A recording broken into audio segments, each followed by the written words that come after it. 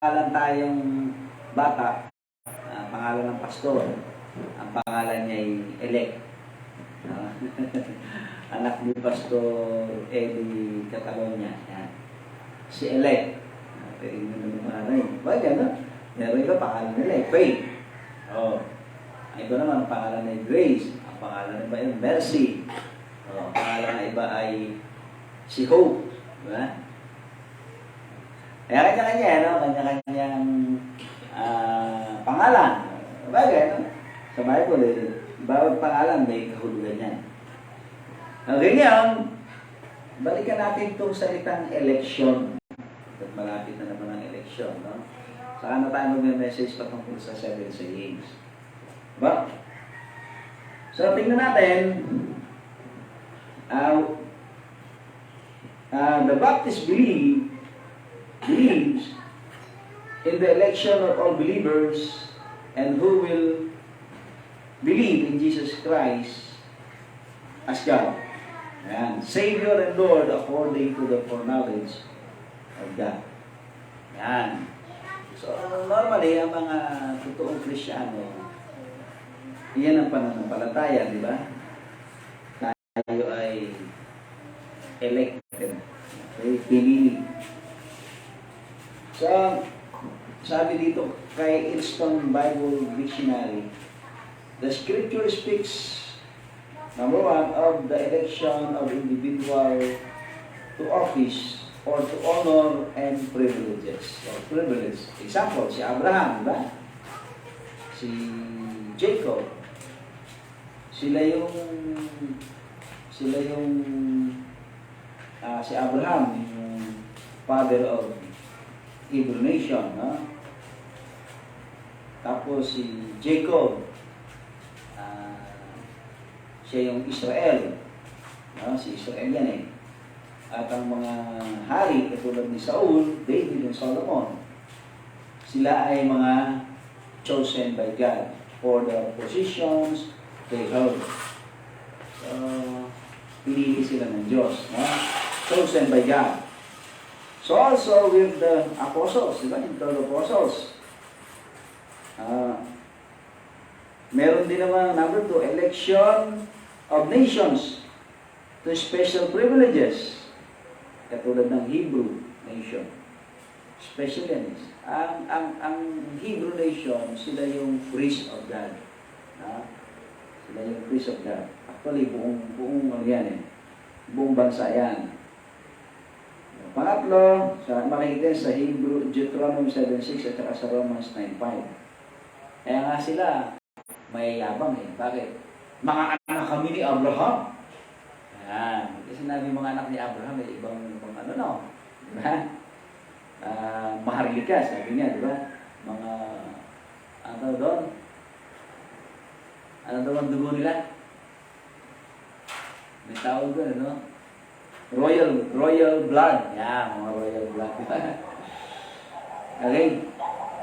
Number 3. In addition, there is an election of individuals to eternal life. Yan. Diba? Meron din naman mga individually, no? Pinili tayo ng Diyos. And as a whole, ano natin yan, no? So, ang titignan muna natin, tayo elected by God individually to salvation. Yan. Okay? So, basahin muna natin itong aklat ng Bible, no? Dito sa 2 Thessalonians 2:13. Sabi nito, but we are bound to give thanks always to God for you,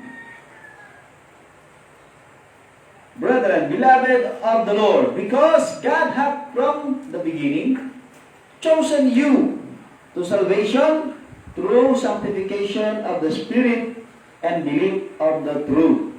Yan, chosen you. Yung salitang chosen ay katulad lang yan ng salitang elected. Ano po? Yung salitang you, singular yan. Kapag sa Bible, no? Ang you ay singular, pero yung plural ng you ay ye. ye. Pero sa panahon ngayon, both singular and plural na yan. Singular in form but plural in form but singular, no? In nature. Yung you. Ikaw. Yun sa Tagalog, di ba? So, plural in form but singular in nature. Okay, manalangin muna tayo. Panginoon, salamat po. Basbasan niyo po ang aming pag-aaral ngayong umaga. Matuto po kami. At salamat. Kami po ay elected to inherit your blessing. Pangdalangin sa pangalan ng Panginoon sa Samayan. Okay po. Sa election, elect to inherit salvation individually. Sabi nga, no? Individually. Okay. Sabi sa 1 Peter chapter 1 verse 2, elect according to the foreknowledge of God the Father through sanctification of the Spirit unto obedience and sprinkling of the blood of Jesus Christ. Sabi yan, sabi doon, elect. Sabi yan, no? According to the foreknowledge of God. Yan. Sabi ng John 13:18, I speak not of you all. I know whom I have chosen. Yan, sabi ni Christian, ha?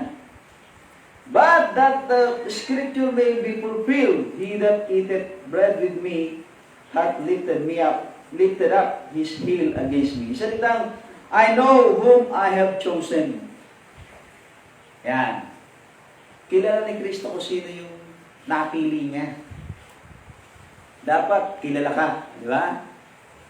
Kung hindi ka kilala, maaaring kilala mo si Kristo, pero hindi ka pala kilala ni Kristo. Parang sinasabi, di ba? Kilala mo si Presidente, pero hindi ka kilala ng Presidente. Maganda, kung kilala mo si Presidente, dapat makilala ka rin ng Presidente. Okay? Mahirap-hirap nga lang yan, no? Pero pwede naman eh. Sabi nga nung kamag-anak ng misis ko dito sa Pamparay, yung nanay doon niya, pumupunta ng Malacanang, nakachinelas lang eh. Nakachinelas lang, hindi pa pareho ang chinelas na manayatan ng misis Kini. Pupunta ng Malacanang, nakachinelas na, magkaiba pa ang chinelas. Sa misis ko naman, magkaiba na sa sapatos. Doon chinelas eh. Pero pagdating sa Malacanang, ang sumasalubong sa kanila ay si Imelda Marcos. Kilala sila. Si Imelda Marcos ang humaharap sa kanila at pinapapasok sila sa loob ng Malacanang at sila pinapakain doon, pinasikaso doon. No? O, yun ang maganda, no? Nakachinelas lang, pero pagdating ng Malacanang VIP. O, very important person. Yun ang maganda, no? Sa Panginoon, VIP tayo bawat isa. Amen? VIP ka, hindi ka nandyan lang at kilala mo ang Diyos at ikaw hindi ka niya kilala. Sino ka ba? Di ba? Alam ng Diyos ang pangalan natin, si Zacchaeus ka, di ba? Hindi niya alam eh. Hinahanap niya ang Panginoon eh. Nagkagulo-gulo tuloy. Bakit? Umalis siya sa kanyang bahay, nagpunta siya sa Sycamore. Sabi ng Panginoon, ito si Zacchaeus, malikot eh. Kung saan nagpupunta, kasi pandak eh. Kaya puntahan mo nga siya doon sa puno ng Sycamore kasi doon siya pupunta eh. Dahil nga gusto niya akong makita. Sa kanyang curiosity, umalis siya ng bahay at umakit ng puno. Kaya pagdating sa puno ng Sycamore, tumingala si Kristo. O Zacchaeus, bumaba ka dyan. Di ba? Alam ni Kristo, ang pangalan ni Zacchaeus. Alam niya ni Kristo kung nasan si Zacchaeus. Sabi nga, ang tanging tao na tiningala ni Kristo, ang taong pandak. Di ba? Dapat ang tinitingala yung higante. Hindi, pandak na nga. No? Yung pandak, siya pang tiningala ni Kristo. The only person na tiningala ni Kristo si Zacchaeus. Sabi ng Diyos, Zacchaeus, baba ka pagkat dumating sa iyong tahanan ng kaligtasan. Diba? So, dapat dumating sa buhay mo yung kaligtasan. Amen? Okay. Dapat mapili ka. Tayo ay pinili sa ngayon sa 1 o 2 sa Timothy to 10, therefore I endure all things for the elect's sake, that they may also obtain the salvation. Di ba? Sino yung maliligtas dyan? Yung elect. So, ibig sabihin, maraming elected, pero hindi pa saved. Oh, di ba? Ang iba pa nga, hindi pa pinapanganak eh. Saved na ba yung hindi pa pinapanganak? Hindi pa. Pero elected na sila before the foundation of the world. Ay, hindi pwede sabihin na, ang elect lang dyan, yung siligtas na. Hindi pa. Hindi pa sila ligtas. Yung ilan ligtas na, ikaw, kung ikaw ay ligtas na, kasama ka ron. No? Pero kung hindi ka pa tumatanggap kay Kristo, no? Eh, hindi ka pa ligtas, hindi ka pa, maaaring elected ka, pero hindi ka pa saved. Kailangan mo ma-save. Sabi dito, sabi ni Pablo, I endure all things for the elect's sake. Kaya ang mga pastor, kahit na lang iniiwanan ng member, nananatili sa church. Amen? Ang mga pastor, kahit hindi sinusuportahan lahat ng member, hindi lahat ng member sumusuporta sa pastor, hindi maalis yung pastor. Bakit? Una, tinawag siya ng Diyos sa lugar na yun. Kasi hindi siya hireling. Pero kung hireling ang pastor, matagal na wala yan. Ang hireling, pag nakakita ng problema, tumatakas. Yan ang titignan nyo, ha? Pag ang pastor nakakita ng problema at naghahanap ng ibang church na ipapapastoran, hiring yun. Palayasin nyo na. Huwag nyo nang pagtatagalin sa church nyo yung ganung pastor na naghahanap ng green or greener pasture. Pero kung ang pastor, halos isa na lang ang naiwan, nandiyan pa rin, aba, hindi hiring yan. Nangyayari ba yan? Ako, nangyari kay Pastor po niya sa garay. Dahil siya estudyante. In underground ng church. Nakuha lahat nung deacon niya kung deacon ng panahon yun, yung mga members, karamihan ng members, kamag-anak niya. In underground ng church. Ang naiwang kay Pastor Danny, isang matanda. At saka isang bata. Pastor Robert yun, yung bata. At saka isang dalaga. Si Ate Amy yun, yung dalaga. Yung matanda, yung nanay nila, si Lola, yung Lola. Lola Ana yata. Diba? Pero hindi iniwan ni Pastor Danny yung church. Sabi na mga tao, Pastor, alam mo, pang 7 o pang 8? Parang pang-8 yata eh, Pastor. Pang-8 pastor ka na rito. Ang sabi nga daw din na Pastor Robert, pag umalis pa si Pastor Danny, hindi na tayo atin ng church. Balik Katoliko na lang tayo. Buti pala di umalis si Pastor Danny. Eh kung umalis si Pastor Danny, di walang Pastor Robert. Diba? Kung walang Pastor Robert, walang Pastor Jan Albert. Diba? Kaya papahalan. At buti na lang si Pastor Danny, hindi hiring. Yung hiring, pag inopera niya ng malaking support, sabihin sa kanya, church, bye-bye church! Susuportahan ko na lang kayo, bye-bye church! Hiring kasi. Hindi naman po sa pagmamalaki. Marami na pong nag-offer sa amin ng ganyan, malaking support. Ang totoo nga dyan, nagkasama pa kami ng doon ng biyanang ko. 2 simbahan ang in-offer niya sa akin. Aircon yung church niya dyan sa Malabon. Hindi ko tinanggap. Sabi niya, ito na lang, sa Alex, isa na lang. Siguro naman, tatanggapin mo na to. Dinala ako sa Maribel, Zambales. At sinabi sa akin ng may-ari, 2 bahay mo rito. May parsonage sa indikuro ng church. Tapos meron yung bahay, matandang bahay, na nakapalibutan ng maraming puno ng mangga. Meron pa isang L300, isang sakong bigas buwan-buwan. Araw-araw meron kang isda. At meron kang yung L300 mo, free ang gasolina niyan. At Pag-aaralin kita sa Guam, misis mo at mga anak mo. Sino ang tatanggi ron? Normally, pagka narinig ng isang tao yan, sige po, ako na po pastor dito. At sabi pa nung manugang pastor, kapampangan ka pala. Sabi po, kapampangan din ako. Kakapampangan na yan. Ikaw siguro talaga nilagay ng Diyos dito kasi kapampangan din ako. Diba? Tuwan-tuwa sa akin yung manugang na babae. Dahil kapampangan daw siya, at ako'y kapampangan. Tuwan-tuwa siya dahil ang pastor nila doon ay kapampangan. Ako nga daw yan. Nilipyan ko na siya. Mag-usap kami ng may-ari ng lugar. Gulat na gulat siya nung sinabi ko. Sabi niya, magkano pa support mo ba? Di mo maiwan ng church mo? 300 ang 300 ka ba? Paano ka nabubuhay doon? Sabi ko, yung Diyos na nagpapakain sa inyo rito. Hindi po yung Diyos na nagpapakain sa akin doon.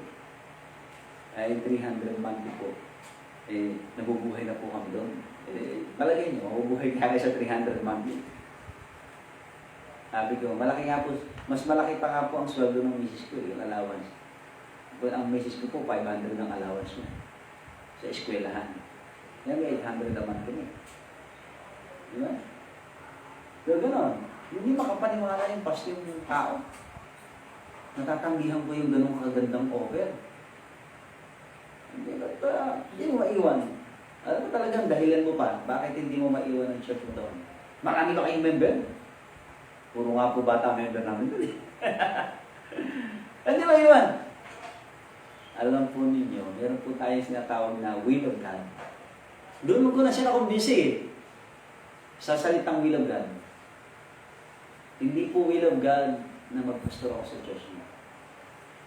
Kapag kung will of God na magpastor ako sa church niyo, dapat dito na ako kauna-unahan ng pastor. Dahil hindi po ako dito kauna-unahan ng pastor, ibig sabihin, merong lugar na nilagay sa akin ng Diyos. Doon po sa Santa Maria. At maglalagay po ang Diyos ng pastor dito sa inyo. Hindi po ako yun.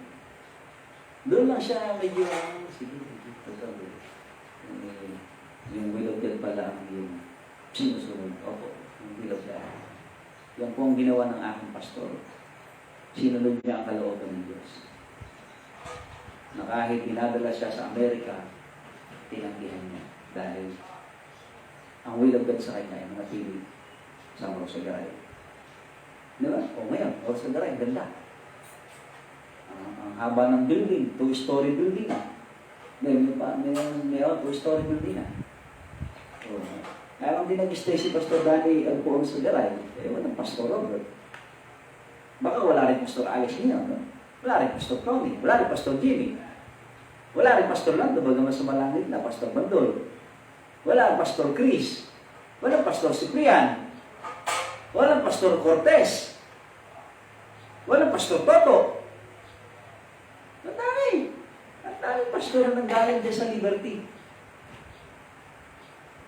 Kaya ako Pastor Danny, ang hireling, pag nakakita ng greener pasture, iiwanan ng church niya.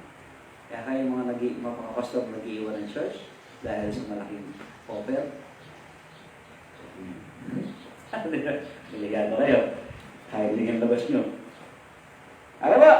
Elect! Sabi nito, to obtain salvation. Amen?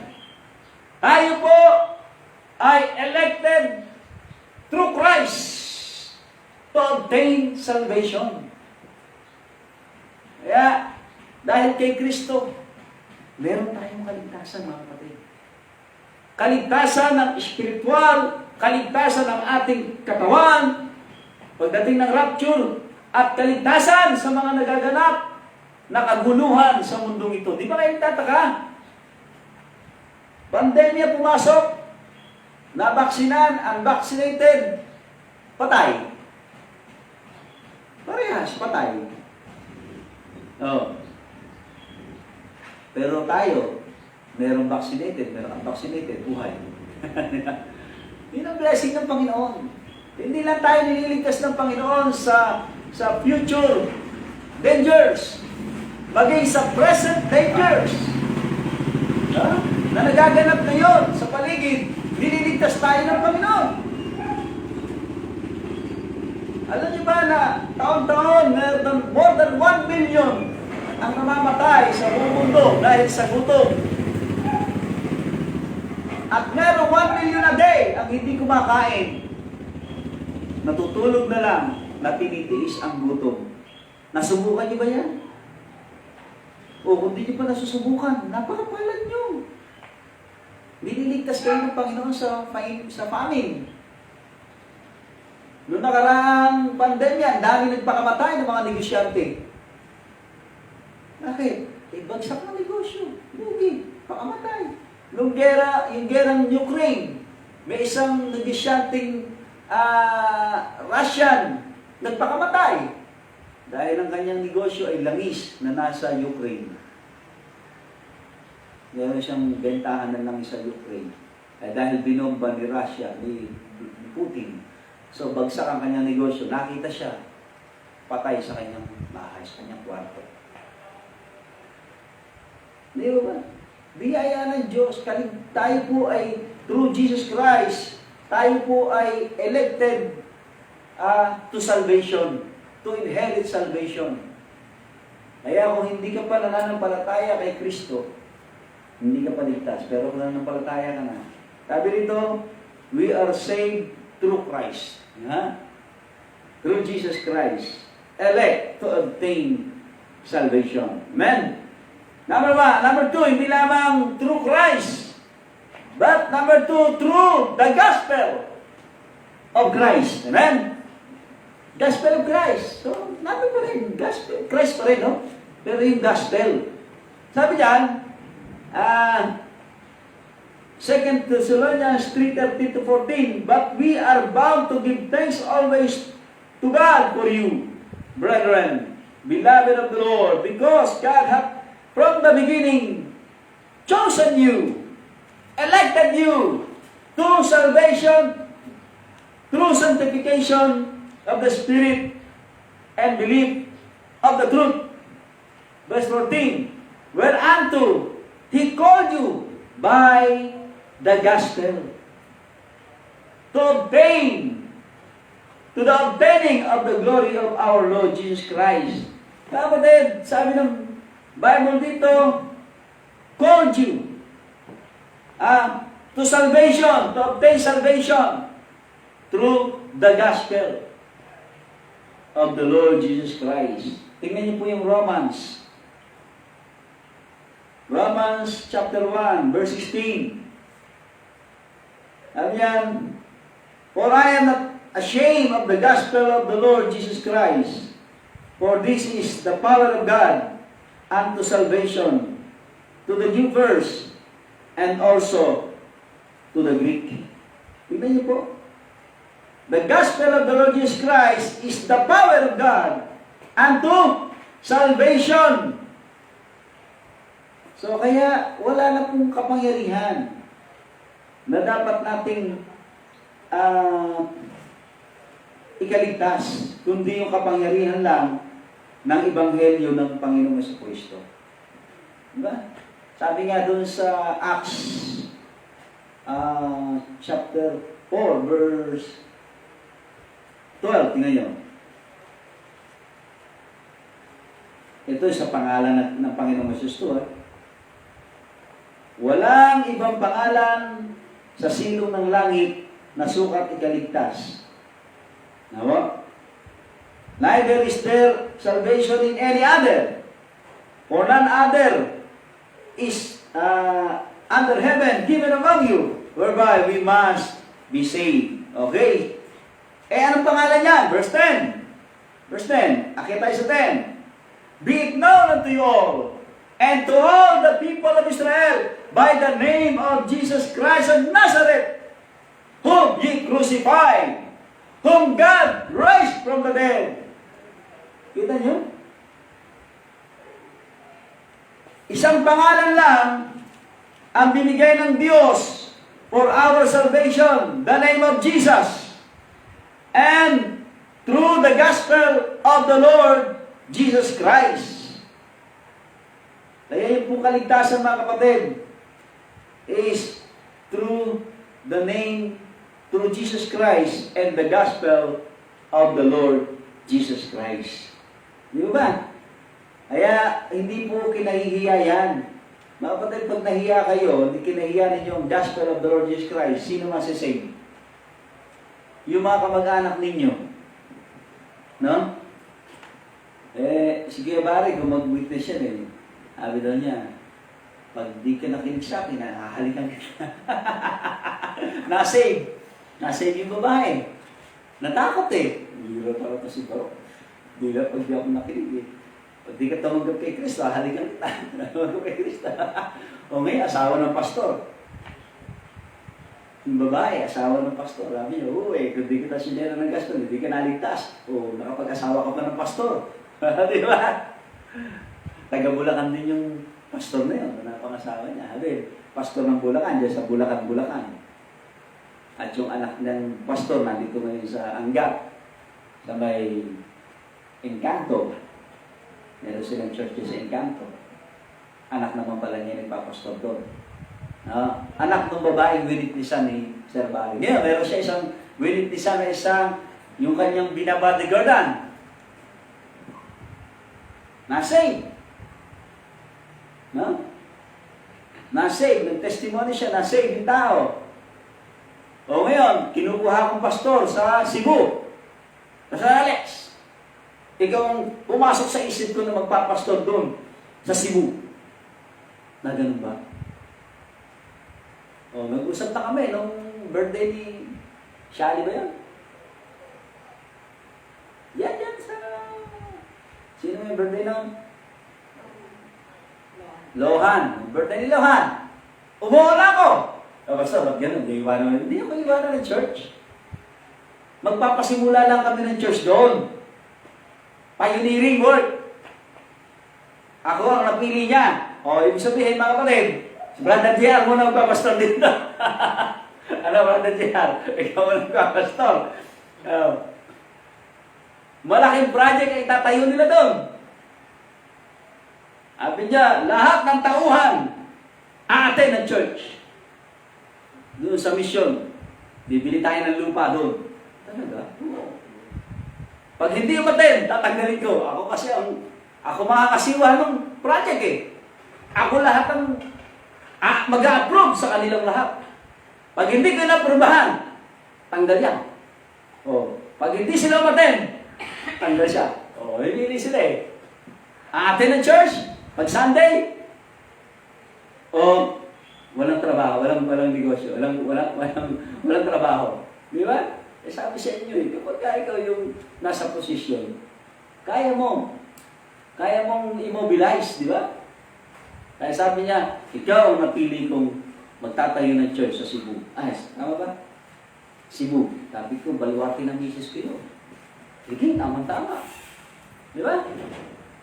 Pero bago ako pumunta ron, bala ko muna kumuha ng solemnizing. No?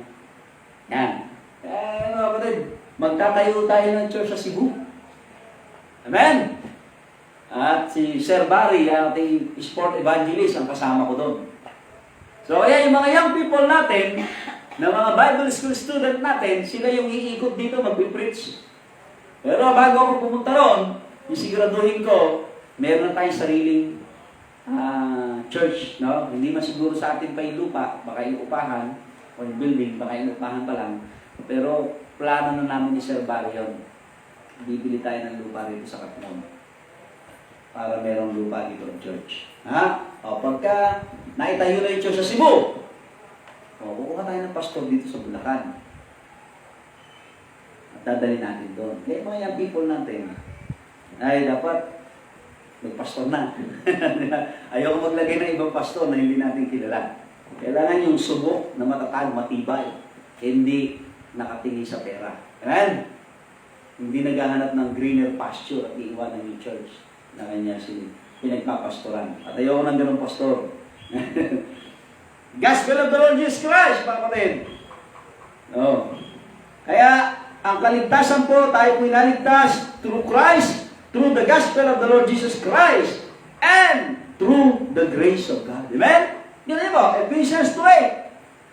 For by grace are we saved through faith, and that not of yourselves. It is the gift of God. God elected you to salvation by His grace. Amen?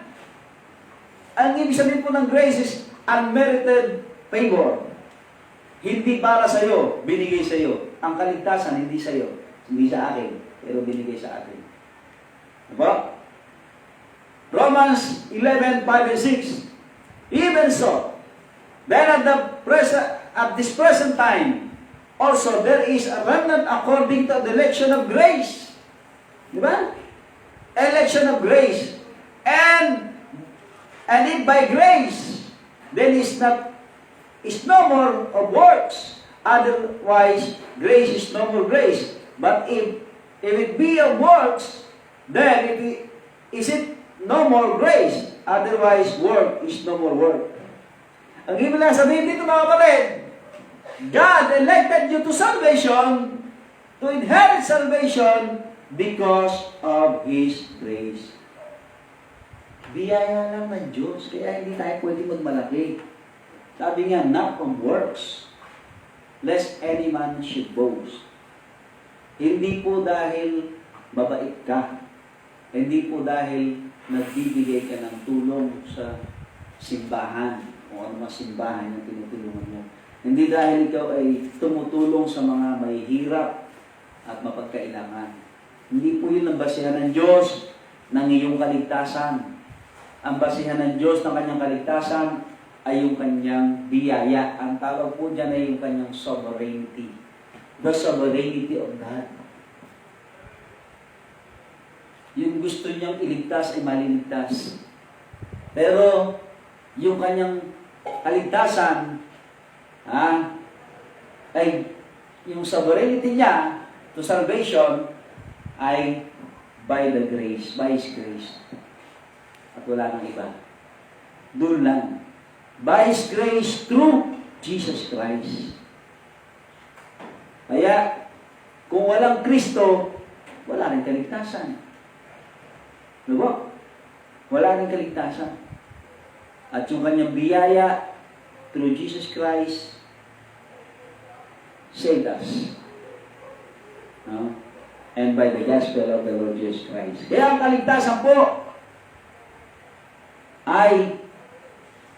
ito po ay by the grace of God. We are elected to salvation through Christ, through the gospel of the Lord Jesus Christ, and through the grace of God. Okay ba? Napakaganda lang. And, ito pa po, through faith. Biyaya ng Diyos, pero, ano gagawin natin? Faith. Yung faith, hindi po yan work. Hindi po yan isang uri ng gawa. Yan po isang uri ng response. Response. Parang ganito. Yung lalaki, magpo-propose sa babae, will you marry me? Di ba? Hindi sinasabi ng babae na, yes, I will. Nakahang. Di ba? Maaring maaring hindi. Kung hindi ka naman Diyos, hindi mo alam. Pero pag sinabing, yes, I will, ibig sabihin, yun lang ginawa mo. Hindi po good works yun, ha? Hindi po good works yun. Sabihin, your response to the gospel, your response to the grace of God, is by faith. Amen? If you believe in the Lord Jesus Christ, thou shalt be saved. Diba? Maging ang pamilya mo, even your family, if they believe in the Lord Jesus Christ. So, through faith, election by grace is through faith. Diba? God elected you to salvation, to inherit salvation by Christ, by His gospel, by His grace, through faith. Kailangan mag-response ka doon sa inaalok ng Diyos. Gusto mo, ayaw mo. Pag hindi ka kumibo, ibig sabihin, ayaw mo. Hindi ka nagre-response eh. Paano doon makapagre-response ang patay? Spiritually, patay tayo, di ba? O paano makapagre-response yun? Mga kapatid, sabi ng Bible, kapag narinig ng mga patay ang tinig ng Diyos, ang patay ay mabubuhay. So yung palang patay nakakapakinig.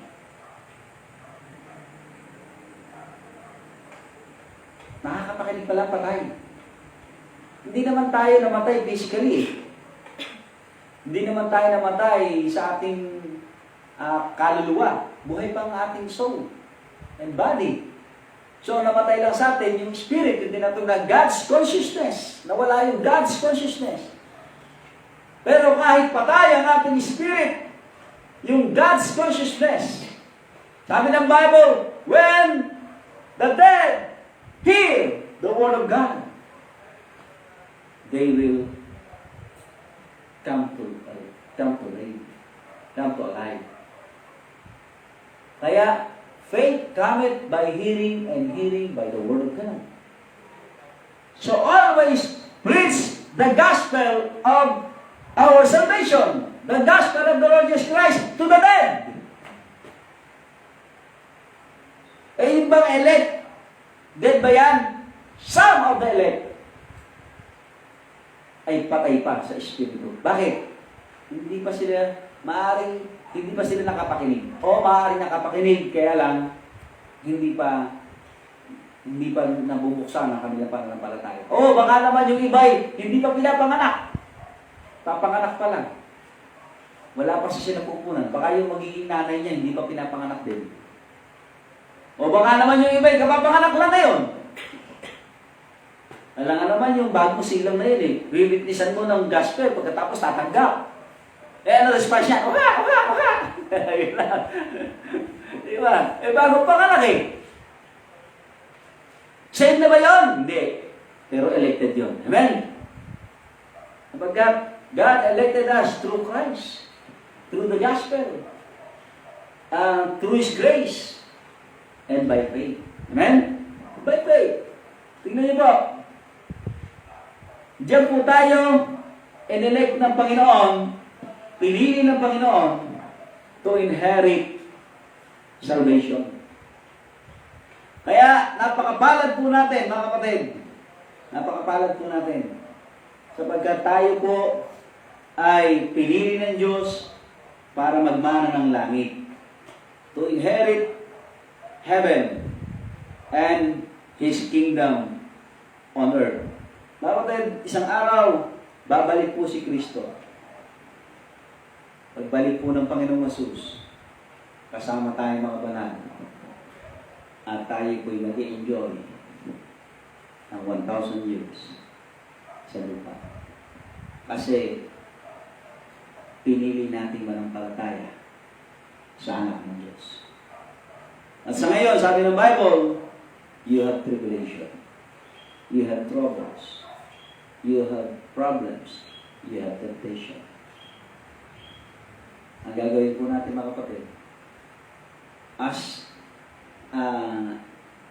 saved, elected son of God, or man of God, or people of God, sabi ng Bible, tayo magtiis na kasama ni Kristo. Tingnan mo po. Tingnan po yung Romans, sa Romans. Romans chapter 5 yata yan. 5:17. No?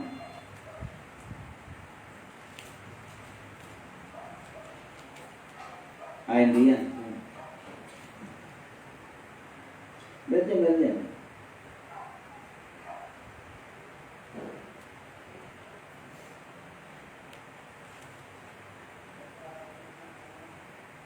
8:17 yata. Tingnan niya, 8:17. Yan. 8:17. Tingnan niyo. And if children, heirs of God, then heirs of God, and joint heirs with Christ. Di ba? Children kayo. Tagapagmana ka kasama ni Kristo. Pero tingnan nyo, yung kasunod. If so be that we suffer with Him, isalitang suffer with Him, that we may be also glorified together. So may suffering ng isang Kristiyano.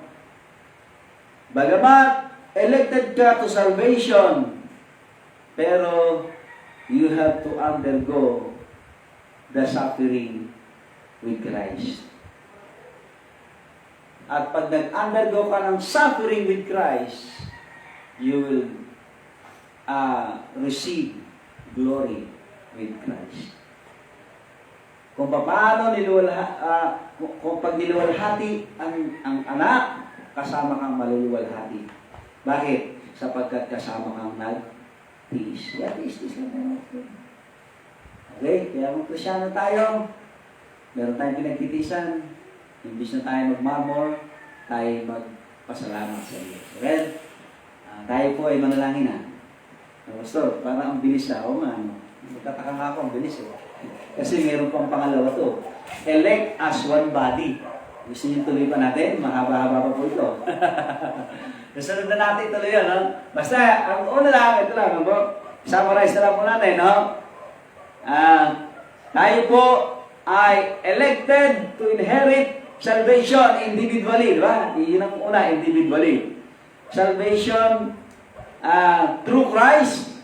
Salvation through the gospel of the Lord Jesus Christ. Salvation through the grace of God. Salvation through faith in Christ. And number 2, elect as one body. Yun yung pangalawa. Tayo po ay niligtas, pinili upang maging isang katawan. Ito po yung church. So pag-aaralan po natin yan next Sunday. Okay po? Tayo manalangin. Panginoon, salamat po. Napakabuti niyo po sa amin. Salamat sa salita ninyo na aming binulay-bulay, pinag-aralan. Hindi kami dapat natatakot sa buhay natin. Hindi kami dapat nadidiscourage sa mga kaganapan sa paligid.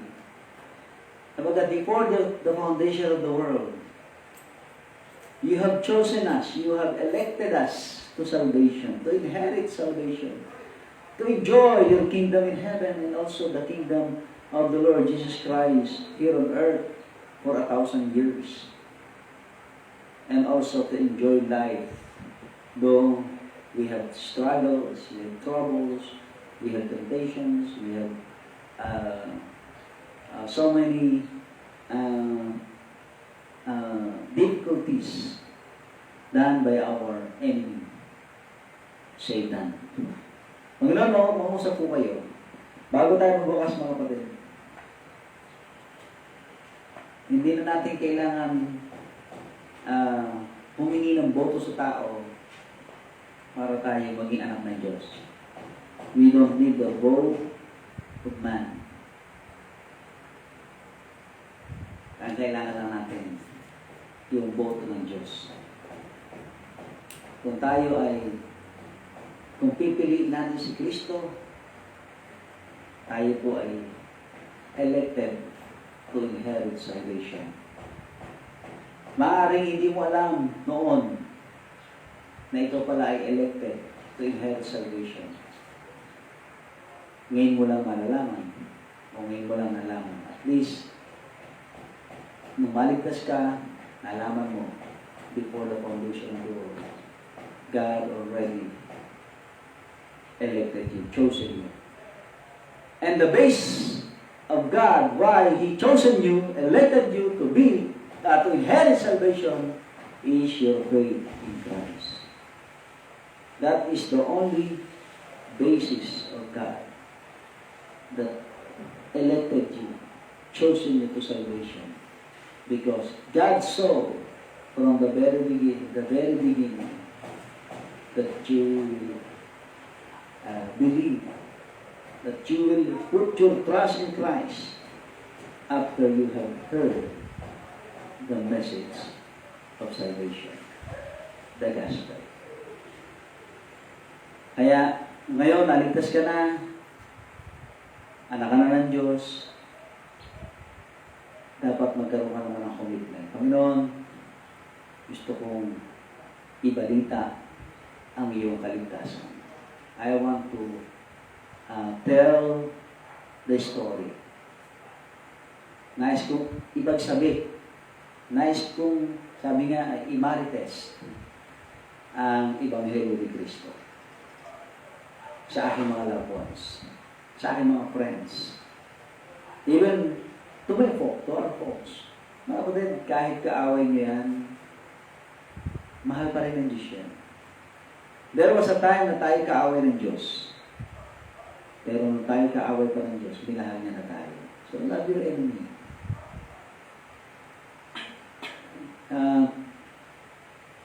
Siguro kaaway mo lang yan ngayon, pero pagka nakita niyang gumagawa ka ng mabuti sa kanya, baka hindi mo na siya maging kaaway. Baka siya maging best friend mo pa. Nangyari sa akin yan. Ang aking best enemy sa Pampanga, ngayon ay aking best friend.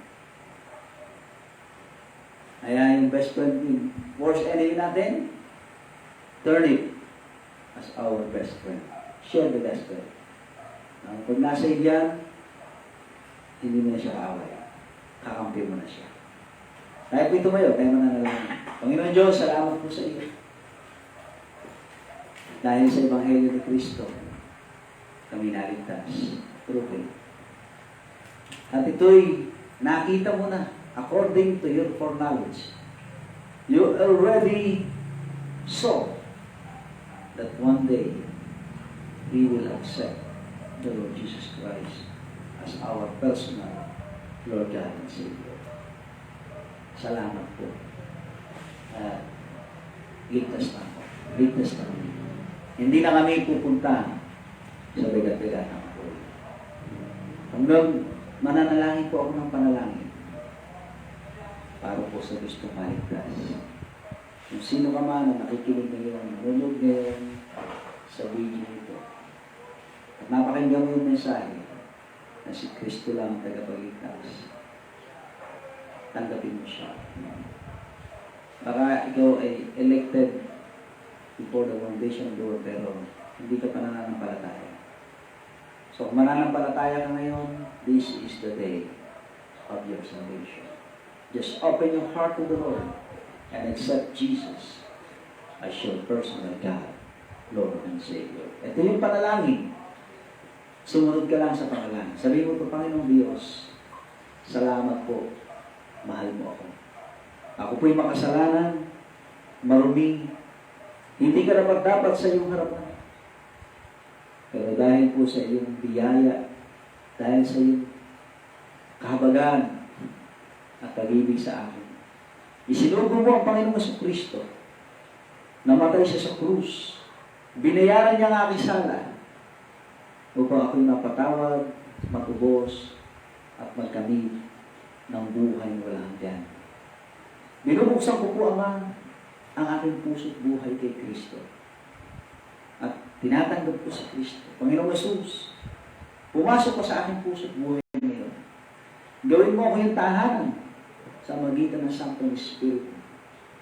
Gawin mo kong anak ng Diyos, tagapagmana ng langit, ng buhay na walang hanggan, at kapatawaran sa aking mga kasalanan.